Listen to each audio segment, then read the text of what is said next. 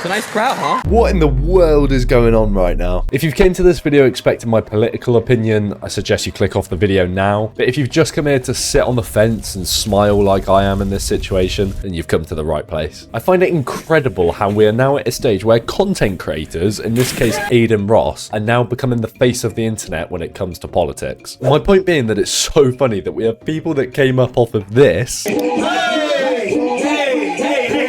that transitioned into this. Shut up! When your genetic legacy... Alright, motherfucker. What?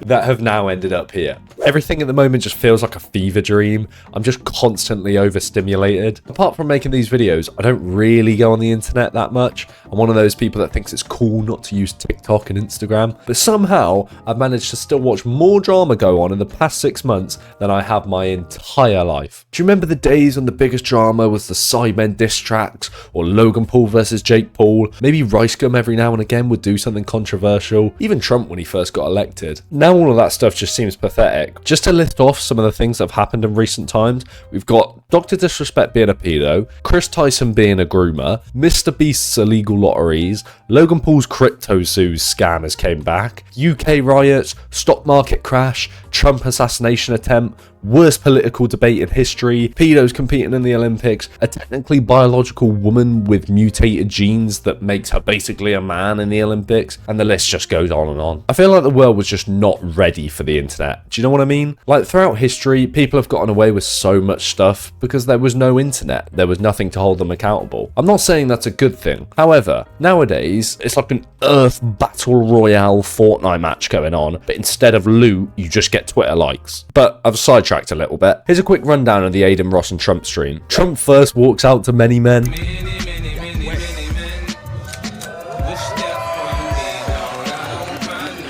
It's just crease. For some reason, there's a crowd sat behind cheering the whole time as well. I don't think they really needed those extra 20 people in the audience, seeing as the stream peaked at 580,000 viewers. But the first 40 minutes of the stream is kind of boring. They chat about politics and why you should vote for Trump. I'm not going to go over that part. It's not particularly interesting to say the least, but by all means go watch it yourself. But then after all of that, Adin then gifts Trump a Rolex. Should I show that to the audience? Yeah, they can see it.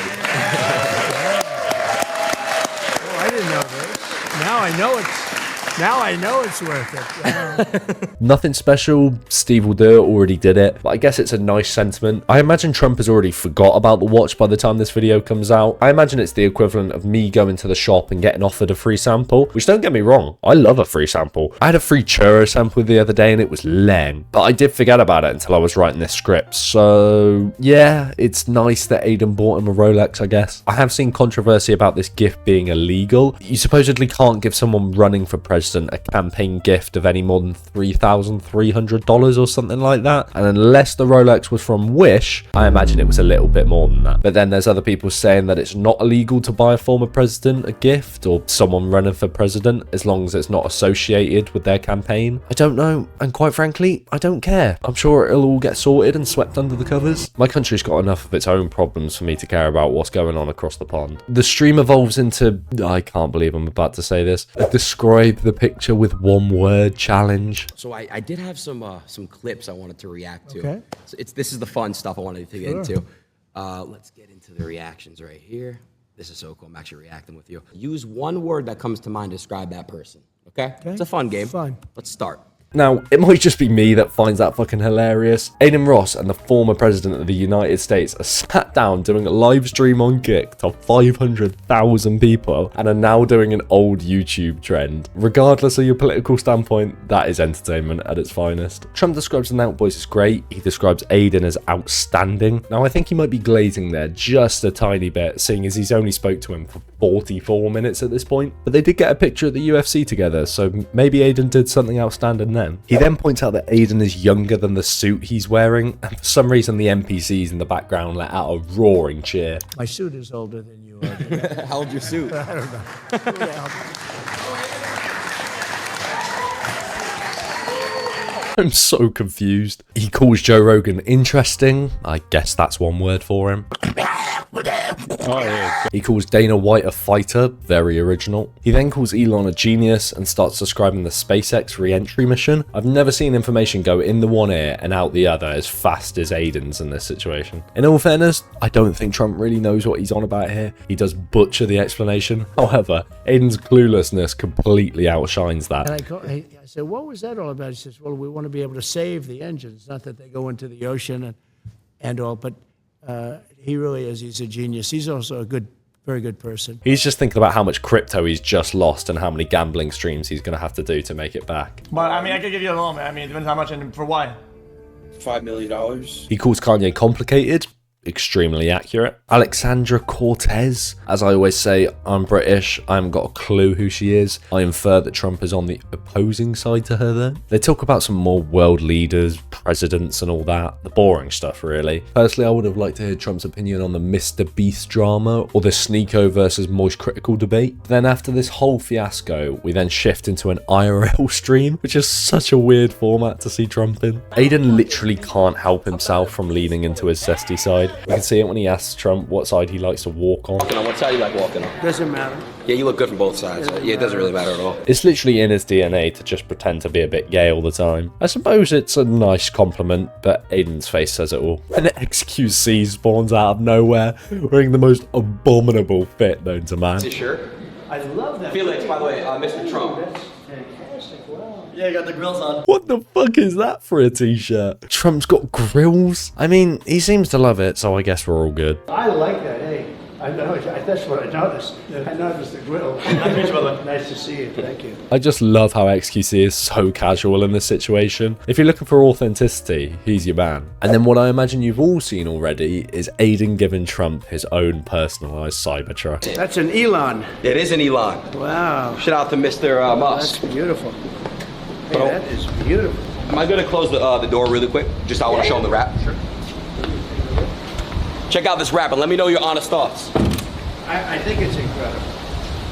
I think it's incredible. Go to the front. It's an Elon is just so funny to me, especially when you take a step back to see what you're actually looking at. They then get in the Cybertruck and you can't tell me that it doesn't look like these two are about to do a Cybertruck mukbang. Good. I've never even seen you in a car before. Wow.